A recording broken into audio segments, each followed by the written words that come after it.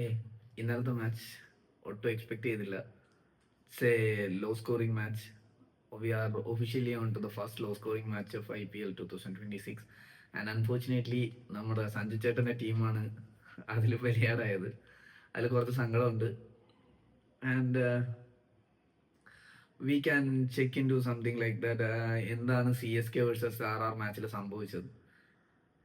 First of all, toss winning ഭയങ്കര വലിയൊരു ഫാക്ടറായിരുന്നു. കാരണം ആ പിച്ച് ഒരുപാട് നേരം ഇതിലായിരുന്നു, അണ്ടർ കവറിലായിരുന്നു. കാരണം നല്ല ഹെവി റെയിൻ തന്നെ അവിടെ പെയ്തിട്ടുണ്ട്. സോ ഒരു ഹെവി റെയിന് ശേഷം പെട്ടെന്ന് ഔട്ട്ഫീൽഡ് സെറ്റ് ചെയ്ത് കളിക്കാൻ ഇറങ്ങുമ്പോഴത്തേക്കും ബോളിംഗ് ടീമിന് കിട്ടുന്ന ഒരു അഡ്വാൻറ്റേജ് എന്താണെന്ന് വെച്ച് കഴിഞ്ഞാൽ എക്സ്ട്രാ ബൗൺസും എക്സ്ട്രാ സ്വിങ്ങും ബോളേഴ്സിന് ലഭിക്കും. ആൻഡ് രണ്ട് ഇന്നിങ്സിലും ബോളേഴ്സിന് അത്യാവശ്യം കാര്യമായിട്ട് തന്നെ ഉണ്ടായിരുന്നു. The only difference in the team was Vaibhav Suryavanshi in the batting. ആറാറിന് വൈഭവ് സൂര്യവംശി നൽകിയ ആ ഒരു സ്റ്റാർട്ട് തന്നെയാണ് ഈ മാച്ച് ഒരു ലോ സ്കോറിംഗ് ത്രില്ലറിലോട്ട് പോകാതെ ഒരു വൺ സൈഡഡ് ഗെയിമായിട്ട് മാറിയത്. 14 വയസ്സുള്ള ഒരു പയ്യൻ നിന്ന് കളിക്കുന്ന ഒരു കളി, man, he's such a super star. ഒന്നും പറയാനായിട്ടില്ല. കഴിഞ്ഞ കൊല്ലം വൈഭവ് സൂര്യവംശിയുടെ കളി കണ്ടപ്പോഴത്തേക്കും നമ്മളെല്ലാവരും പ്രതീക്ഷിച്ചിരുന്ന ഒരു കാര്യമാണ്, ഓക്കെ, ഈ കൊല്ലം വൈഭവ് സൂര്യവംശി എങ്ങനെയാണ് ആ പ്രഷറിനെ നേരിടാൻ പോകുന്നത്. കാരണം എല്ലാ ടീമും വൈഭവ് സൂര്യവംശിക്ക് വേണ്ടി പ്രിപ്പയർഡ് ആയിരിക്കും. ബട്ട് ദിസ് വൺ, ഈ ചെറുക്കൻ എന്താന്ന് വെച്ച് കഴിഞ്ഞാൽ, ചെറുക്കന് വരിക, അടിക്കുക, ആ ഒരു മൈൻഡ് സെറ്റ്. ഇവൻ യശസ്വി ജയ്സ്വാൾ പോലും പയ്യെ പയ്യെ കളിച്ചുകൊണ്ടിരുന്ന സമയത്ത് Vaibhav Suryavanshi is hitting such beautiful shots. And every one is impressed because Matt Henry, Noor Ahmad, ഇവരെല്ലാം പിടിച്ച് അടിച്ച ആ ഒരു അടി ഔട്ട്സ്റ്റാൻഡിങ്. ആൻഡ് CSK ഒക്കെ എവിടാ പോയത്? ആക്ച്വലി ടോസ് കിട്ടിയപ്പോൾ തന്നെ CSK ഉറപ്പിച്ചൊരു കാര്യമായിരിക്കണം, അവർക്ക് തോൽവി എന്നുള്ള കാര്യം അവരുടെ തിങ്ക് ടാങ്ക് അത്യാവശ്യം ഉറപ്പിച്ചിരിക്കണം എന്നാണ് എനിക്ക് തോന്നുന്നത്. ആൻഡ് നമ്മളിപ്പോൾ ഒരു കളി തോക്കും എന്ന് ചിന്തിച്ചു കഴിഞ്ഞാൽ നമ്മൾ എന്താ ചെയ്യുക? വാട്ട് MSD ആ ഒരു സൈഡിലുണ്ടായിരുന്നെങ്കിൽ MSD എന്താ ചെയ്യാന്ന് വെച്ച് കഴിഞ്ഞാൽ, അദ്ദേഹം ആ തോൽവിയുടെ ഇമ്പാക്റ്റ് കുറക്കാൻ നോക്കും. തോൽവിയുടെ ഇമ്പാക്റ്റ് ഭയങ്കരമായിട്ട് കുറക്കാൻ നോക്കും. അതായത് ഇപ്പോൾ ഇവർ തോറ്റേക്കുന്നത് 4 point something net run rate below ആകുക എന്ന് വെച്ച് കഴിഞ്ഞാൽ റെഡിക്കുലസ്. RRനെ പോലൊരു ടീമിനെതിരെ അങ്ങനെ ഒരു തോൽവി ഒട്ടും പ്രതീക്ഷിച്ചിട്ടുണ്ടായിരുന്നില്ല. ആൻഡ് എല്ലാവരും വിചാരിച്ചുകൊണ്ടിരുന്നത് എന്താണെന്ന് വെച്ച് കഴിഞ്ഞാൽ, സഞ്ജു സാംസൺ RRനെതിരെ ഭയങ്കര വലിയൊരു പെർഫോമൻസ് ആയിരിക്കും നടത്താൻ പോകുന്നത്. കാരണം ദേവദത്ത് പടിക്കൽ RRനെ വിട്ട് വന്നതിന് ശേഷം RRനെതിരെ ഭയങ്കര പെർഫോമൻസ് ആയിരുന്നു. സോ ആ ഒരു പ്രതീക്ഷയിൽ സഞ്ജു സാംസൺ RRനെതിരെ ഭയങ്കരമായിട്ട് കളിക്കുമെന്ന് വിചാരിച്ചപ്പോൾ സഞ്ജു സാംസൺ കളിച്ചതുമില്ല. പക്ഷെ ജഡേജ വന്ന് വേരോടെ പിഴുതെടുത്തിട്ട് പോകുമായിരുന്നു. CSKയുടെ എല്ലാ ഹോപ്പും ജഡേജ സ്പിൻ ചെയ്ത് എറിഞ്ഞു എന്നുള്ളത് തന്നെ പറയണം. Even Shivam Dube can't stand against Jadeja. ഞാൻ ഒട്ടും പ്രതീക്ഷിച്ചില്ല. ശിവൻ ദൂബെ വന്നപ്പോഴത്തേക്ക് ഓക്കെ, ജഡേജയുടെ ലെഫ്റ്റ് ആം സ്പിന്ന് ഇനി അത്ര കാര്യമായിട്ട് വർക്ക് ചെയ്യുമെന്ന് ഞാൻ പ്രതീക്ഷിച്ചില്ല. കാരണം ശിവൻ ദൂബെ പോലെ ഇൻഫോം ഒരു ബാറ്റർ, അതും ലെഫ്റ്റ് ഹാൻഡർ നിൽക്കുമ്പോൾ ഒരു ലെഫ്റ്റ് ആം സ്പിന്നറിന്, അതും ഫിംഗർ സ്പിന്നറിന് എറിയുന്ന അത്യാവശ്യം നല്ല ബുദ്ധിമുട്ടുള്ള ഒരു കാര്യമായിരുന്നു. But he took his wicket. ഇതിൽ എനിക്ക് തോന്നിയ ഒരു കാര്യം എന്താണെന്ന് വെച്ച് കഴിഞ്ഞാൽ, CSK തിങ്ക് ടാങ്കിന്റെ ഒരു തിങ്കിങ്, അതായത് ഏത് ബാറ്റ്സ്മാൻ വന്നാലും നിങ്ങൾ കയറി അങ്ങ് അടിച്ചു പൊളിച്ചോ എന്നുള്ള രീതിക്കായിരുന്നു എല്ലാ ബാറ്റ്സ്മാനെ അയച്ചത്. ഫസ്റ്റ് വിക്കറ്റ് സഞ്ജു സാംസന്റെ പോയത്. സഞ്ജു സാംസൺ ഒരു ലോഫ്റ്റ് ട്രൈ, ഒരു നോ ലുക്ക് 6 ട്രൈ ചെയ്യാൻ ശ്രമിച്ചതാണ്. ബട്ട് അൺഫോർച്ചുനേറ്റ്ലി അദ്ദേഹത്തിന്റെ സ്റ്റെമ്പ് പോയി. And second one, Ruturaj Gaikwad ഇങ്ങനെ ഒരു ഷോട്ട് കളിച്ച് ഔട്ട് ആവുന്നത് ഞാൻ ഇതുവരെ കണ്ടിട്ടില്ല. It's A first time experience for me. Ruturaj ഇങ്ങനെയൊക്കെ കളിക്കുമോ, ഇങ്ങനെ കളിച്ച് ഔട്ട് ആവുമോ എന്നുള്ളതായിപ്പോയി. ആക്ച്വലി ഋതുരാജിന് തന്നെ ആ ഒരു ഷെയിം തോന്നി കാണുമെന്ന് എനിക്ക് തോന്നുന്നത്. ജോഫ്ര ആർച്ചറിനെതിരെ അങ്ങനെ ഒരു ഷോട്ട് കളിച്ച് ക്ലീൻ ബൗൾഡ് ആവുക എന്ന് പറഞ്ഞു കഴിഞ്ഞാൽ. പക്ഷേ ആക്ച്വലി ഞാനത് കുറച്ച് സന്തോഷമായിരുന്നു കേട്ടോ. സഞ്ജു ചേട്ടൻ മാത്രമല്ലല്ലോ ബൗൾഡായ, ഋതുരാജ് അതിലും നാണം കെട്ടൊരു ബൗൾഡായിരുന്നല്ലോ ആയെന്നുള്ളൊരു സമാധാനം എനിക്കുണ്ടായിരുന്നു. And that happens. And Ayush മാത്രമേ feel pity for him because ഒരു ഷോർട്ട് ബോൾ വന്നു, ഗ്ലൗസിൽ തട്ടി ക്യാച്ച് പോയി. I feel pity for Ayush മാത്രമേ. പക്ഷെ അതിനുശേഷം മാത്യു ഷോട്ടും നിങ്ങൾ വളരെ വിലപ്പെട്ട ഇമ്പാക്ട് സബ്ബായിട്ട് സർഫറാസ് ഖാനെ ഇറക്കി വിടുന്നു. ആൻഡ് സർഫറാസ് ഖാൻ നിങ്ങളുടെ നെറ്റ്സിൽ ഇതുവരെ ഔട്ട് ആവാത്ത ഒരു ബാറ്റ്സ്മാൻ, നെറ്റ്സിൽ നന്നായിട്ട് പെർഫോം ചെയ്തുകൊണ്ടിരിക്കുന്ന ഒരു ബാറ്റ്സ്മാനെ നിങ്ങൾ ഈ ഒരു പ്രഷർ സിറ്റുവേഷൻ ഹാൻഡിൽ ചെയ്യാനായിട്ട് വിടുമ്പോൾ, അപ്പൊ തന്നെ നിങ്ങളുടെ തിങ്ക് ടാങ്ക് പറയേണ്ട ഒരു കാര്യം ഉണ്ടായിരുന്നു, മേക്ക് എ പാർട്ണർഷിപ്പ്. അൺവാണ്ടഡ് ഷോട്ട്സിന് ശ്രമിക്കാതെ ഒരു പാർട്ണർഷിപ്പ് ബിൽഡ് ചെയ്ത് പയ്യെ പയ്യെ കയറി വരാൻ. പക്ഷെ സർഫറാസ് ഖാൻ വന്നപ്പോൾ തന്നെ ആ ഒരു ഇന്റന്റ് ക്ലിയർ ആയിരുന്നു. He doesn't want to hold back. അദ്ദേഹത്തിന് സ്ട്രൈക്ക് ചെയ്യാനായിട്ട് തന്നെയായിരുന്നു താല്പര്യം. And those 2 shots he made, that was amazing. ആ ഒരു പ്രഷർ സിറ്റുവേഷനിൽ വന്നിട്ട് മാൻ, ആ ഒരു 6, ആ ഒരു ബൗണ്ടറി, എല്ലാം ഓക്കെ ആയിരുന്നു. അങ്ങനെ പോയിക്കൊണ്ടിരുന്ന സമയത്ത് ജഡേജ പിടിച്ചൊരു സ്വീപ്പ് ചെയ്യാൻ നോക്കി and he got LBW. Sarfaraz Khan പോയപ്പോഴത്തേക്കും മുതൽ and look at the wicket of Matthew shot. ഒരു അൺവാണ്ടഡ് ഷോട്ട്, ഒരു ടൈമിങ്ങും ഇല്ലാതെ കളിച്ച് നേരെ ക്യാച്ച് കൊടുത്തു. ഫസ്റ്റ് 6 വിക്കറ്റ് പോയതിനു ശേഷമാണ് ഇവരുടെ തിങ്ക് ചെയ്യുന്നത് ഒരു പാർട്ണർഷിപ്പ് ഉണ്ടാക്കണം, മേ ബി 160 ഈസ് പോസിബിൾ എന്ന്. മൈക്കസി വന്നിട്ട് കമന്ററിയിൽ പറയുകയാണ്, ഞങ്ങള് മിഡിൽ, അതായത് എന്താ ടൈം ഔട്ടിൽ ഞങ്ങൾ ബാറ്റ്സ്മാൻമാർക്ക് കൊടുത്ത ഉപദേശം എന്താണെന്ന് വെച്ച് കഴിഞ്ഞാൽ, ഇപ്പൊ രണ്ട് നല്ല ബാറ്റ്സ്മാൻമാരാണ് നിൽക്കുന്നത്, അവരൊരു പാർട്ണർഷിപ്പ് ബിൽഡ് ചെയ്തിട്ട് ഒരു 160 വല്ലതും എത്തിക്കാനായിട്ട് നോക്കുക എന്നുള്ളതാണ് അവരുടെ ചിന്ത, അവരുടെ മൈൻഡ് സെറ്റ് എന്ന്.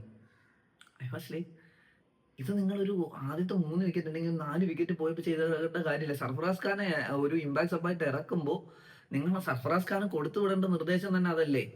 നിങ്ങൾ പോയി അവിടെ സർഫറാസ് ഖാൻ നല്ല ടച്ചിൽ നിൽക്കുന്ന ഒരു ബാറ്റ്സ്മാൻ ആണ്. കുറച്ച് ബോൾസ് ഫേസ് ചെയ്ത് ആ പിച്ചിനെ പഠിച്ച്, പിച്ചിന്റെ കണ്ടീഷൻസ് പഠിച്ച്, കാരണം ആ പിച്ച് ബോളേഴ്സിന് അത്രക്ക് ഫേവറബിൾ ചെയ്തുകൊണ്ടിരിക്കുന്ന ഒരു പിച്ചാണ്. സ്പിന്നേഴ്സിന് നല്ല ഗുണം ചെയ്യുന്നുണ്ടായിരുന്നു. സ്പിന്നേഴ്സിന് ഒരു 6 ഓവറിന് ശേഷം സ്പിന്നേഴ്സിന് ഭയങ്കരമായിട്ട് ഹെൽപ്പ് ചെയ്തൊരു പിച്ചാണ്. And also helping the pacers as well. Pacers എല്ലാം നന്നായിട്ട് ചെയ്യുന്നുണ്ടായിരുന്നു. Especially Nandre Burger and Jofra Archer outstanding. And Brijesh Sharma, അദ്ദേഹത്തിന്റെ ഫസ്റ്റ് മാച്ച് ആണെന്ന് കണ്ടാൽ പറയത്തില്ല, നല്ല രീതിയിൽ തന്നെ ബോൾ ചെയ്തിട്ടുണ്ട് ബ്രിജേഷും.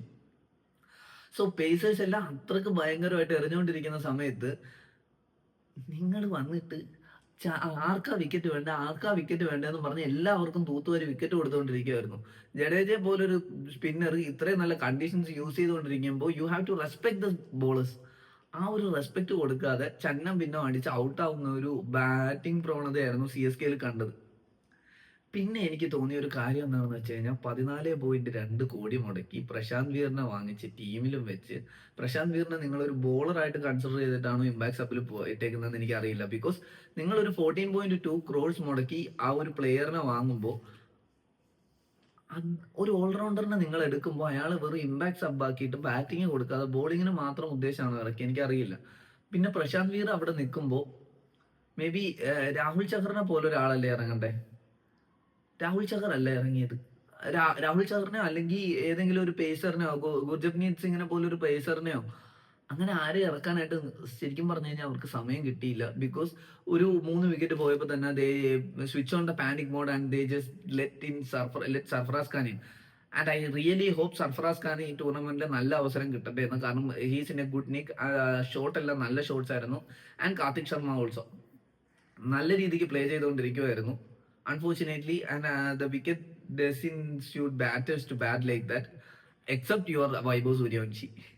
വൈഭവ് സൂര്യവംശിക്ക് അല്ലാതെ ഈ പിച്ചിൽ ബാറ്റ് ചെയ്യാൻ വേറെ ആർക്കും പറ്റത്തില്ല എന്നുള്ള രീതിക്ക് വൈഭവ് സൂര്യവംശി ആ ഒരു ഇന്നിങ്സ് കാഴ്ചവെച്ചത്. And that's the difference. Of course toss add made the major difference. പക്ഷെ CSK ഇനി ബൗൺസ് ബാക്ക് ചെയ്യണമെന്നുണ്ടെങ്കിൽ കണ്ടു തന്നെ അറിയണം. കാരണം ജാമ്യ ഓവർട്ടൺ നടാനലീസ് പോയത് നന്നായി എന്ന് തോന്നിപ്പോകുന്ന രീതിക്ക് ജാമ്യ ഓവർട്ടൺ കളിച്ചിട്ടുണ്ട്. ബട്ട് എഗെയിൻ ഡെത്തിൽ വരുമ്പോൾ ജാമ്യ ഓവർട്ടൺ എങ്ങനെ ചെയ്യാൻ പറ്റും? ഡെത്ത് ഓവേഴ്സ് ജാമ്യ ഓവർട്ടനെ പിടിക്കാൻ പറ്റുമോ? CSK ഫസ്റ്റ് ബാറ്റിംഗ് ചെയ്യുന്ന സമയത്ത് അവർക്ക് എറിഞ്ഞ് ആ ഒരു സ്കോർ ഡിഫെൻഡ് ചെയ്യാനായിട്ട് പറ്റുമോ? ഇതെല്ലാം കണ്ടു തന്നെ അറിയേണ്ട കാര്യങ്ങളാണ്. പ്രശാന്ത് വീറിന് ഇനി അവസരം ലഭിക്കുമോ? സർഫറാസ് ഖാൻ ഇനി അവസരം ലഭിക്കുമോ? ആയുഷ് മാത്രയ്ക്ക് ഇനി അവസരം ലഭിക്കുമോ? ധോണി വരുമ്പോൾ ആരായിരിക്കും ധോണി റീപ്ലേസ് ചെയ്യുന്നത്?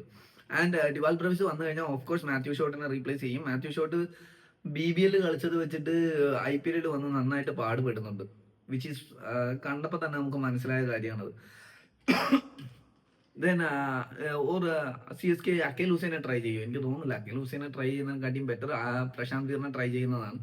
If you are try Akhil ഹുസൈനെക്കാട്ടിയും എനിക്ക് തോന്നുന്നു ഒരു ഇന്ത്യൻ ഓൾറൗണ്ടർ ഉണ്ടാവുന്നതായിരിക്കും ബെറ്റർ എന്ന് തോന്നുന്നു. പ്രശാന്ത് വീർ 14.2 കോടി കൊടുത്തു കഴിഞ്ഞാൽ you have to back him and get the best out of him. അതല്ലേ നിങ്ങൾ ചെയ്യേണ്ട. അല്ലാതെ നിന്നെ 14.2 കോടി വാങ്ങിച്ച് ഞങ്ങൾക്ക് ഒരു അബദ്ധമായി പോയി, എന്തായാലും നീ ആ മൂലക്ക് ഇരുന്നു, ഈ സീസൺ കഴിഞ്ഞിട്ട് നിന്നെ റിലീസ് ചെയ്യാന്നുള്ള രീതിക്ക് വെച്ച് കഴിഞ്ഞാൽ ഒരു പ്ലെയറിന്റെ കോൺഫിഡൻസിനെ അല്ലേ അത് ബാധിക്കുന്നത്. അതുപോലും ചിന്തിക്കാത്ത രീതിക്ക് ആ ഒരു പ്ലെയറിനെ തഴഞ്ഞത്, which is not fair. May be അതിന്റെ ശാപവുമായിരിക്കാം. But I hope Chennai Super Kings will come back on the next matches hopefully. And okay, ഇനി നമുക്ക് ഇന്നത്തെ മാച്ചിനെ കുറിച്ച് ഡിസ്കസ് ചെയ്യാം, which is Punjab Kings versus Gujarat Titans. Punjab Kings versus Gujarat Titans ഞാൻ ആരെ സപ്പോർട്ട് ചെയ്യുമെന്ന് ചോദിച്ചു കഴിഞ്ഞാൽ ഓഫ് കോഴ്സ് എനിക്ക് ഇതിലൊരു വിന്നിങ് ചാൻസ് കൂടുതലായിട്ട് തോന്നുന്നത് പഞ്ചാബ് കിങ്സിനാണ്. പഞ്ചാബ് കിങ്സിനായിരിക്കും ആ ഒരു വിന്നിങ് ചാൻസ് കൂടുതൽ. കാരണം എന്താണെന്ന് വെച്ച് കഴിഞ്ഞാൽ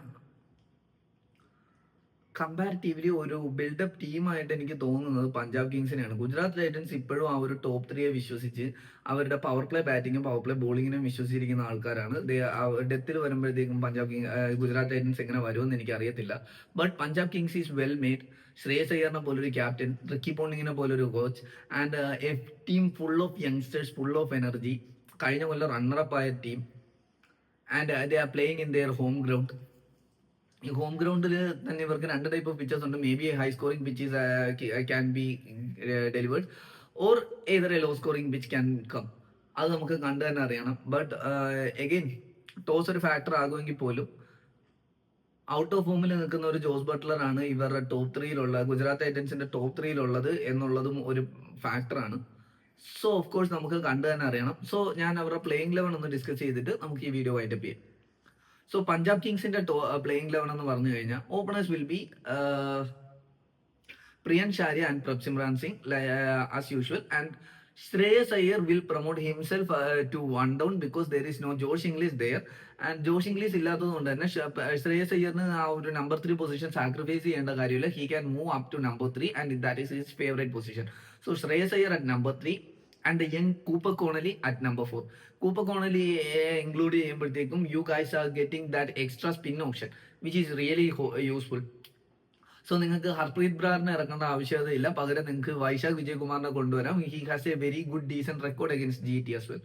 So Cooper Connolly at number 4 and Nehal Vadera at number 5, Marcus Stoinis at number 6, Shashank Singh at number 7, Marco Jansen, the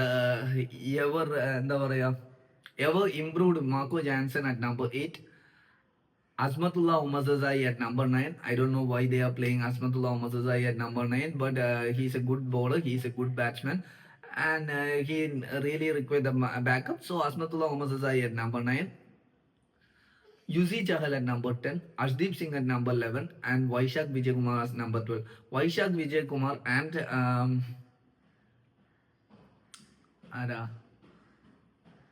maybe Shashank Singh will be the impact sub for me, which will be അത് മാറിക്കൊണ്ടിരിക്കും. First batting first bowling വെച്ചിട്ട് മാറിക്കൊണ്ടിരിക്കും.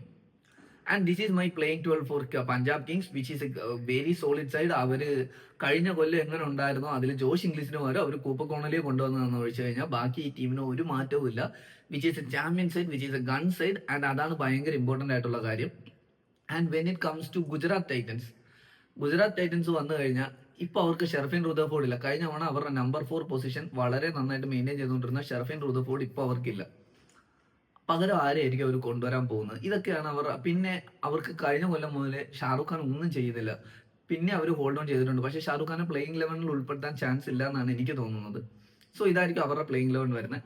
Shubman Gill and Sai Sudharsan will open. One down will be Jos Buttler. Number 4 will be either Anuj Rawat or Kumar കുശാഗ്ര.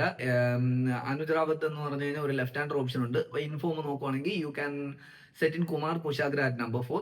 And number 5 will be Glenn Phillips. Number 6 will be Washington Sundar. Number 7 will be Rahul Tewatia. Number 8 will be Jason Holder. I will prefer Jason Holder more than Kagiso Rabada just because of his batting abilities also. So Kagiso Rabada, Jason Holder at number 8, Rashid Khan at number 9, then Arshad Khan at number 11, Arshad Khan at number 10, Mohammad Siraj at number 11, and Prasidh Krishna at number 12. Prasidh Krishna and Kumar Kushagra or Anuj Rawat will be my അവർ രണ്ടുപേരും ആരാണോ ഇറങ്ങുന്നത് അവരായിരിക്കും എൻ്റെ impact subs. Batting bowling വെച്ചിട്ട് മാറും. And this is my playing 12 for Gujarat Titans. ഈ ഒരു ടൈറ്റൻസിന്റെ ഈ ഒരു ടീമിനെ സംബന്ധിച്ചിടത്തോളം ഗ്ലെൻ ഫിലിപ്സ് നല്ലൊരു ഫോമിലാണ് എന്നുള്ളത് അവർക്കൊരു ആശ്വാസം തന്നെയാണെങ്കിൽ മിഡിൽ ഓർഡേഴ്സ് അദ്ദേഹത്തിന് കൺട്രോൾ ചെയ്യാൻ പറ്റുമെങ്കിലും Rahul Tewatia, Jason Holder and Washington Sundar ഇവരെങ്ങനെ ഡെത്തിൽ ഫിനിഷിംഗ് റോൾ കൈകാര്യം ചെയ്യുമെന്നുള്ളത് വളരെ വലിയൊരു ഫാക്ടറാണ്. ആൻഡ് അവരുടെ സ്പിൻ ഡിപ്പാർട്ട്മെന്റ് എന്ന് പറയുമ്പോൾ ഈ ഒരു കണ്ടീഷൻസ് വെച്ച് നോക്കുകയാണെന്നുണ്ടെങ്കിൽ റാഷിദ് ഖാൻ ആ ഒരു ഇഞ്ചുറി എല്ലാം കഴിഞ്ഞ് തിരിച്ചു വന്നേക്കാണ്. He's in a good nick എന്നാണ് റാഷിദ് ഖാൻ തന്നെ പറഞ്ഞിട്ടുള്ളത്. റാഷിദ് ഖാൻ പഴയ റാഷിദ് ഖാൻ ആവുകയാണെന്നുണ്ടെങ്കിൽ the chances of GT will be really high. But I am rating Punjab Kings more over Gujarat Titans, and all the best for both teams. And I am signing out.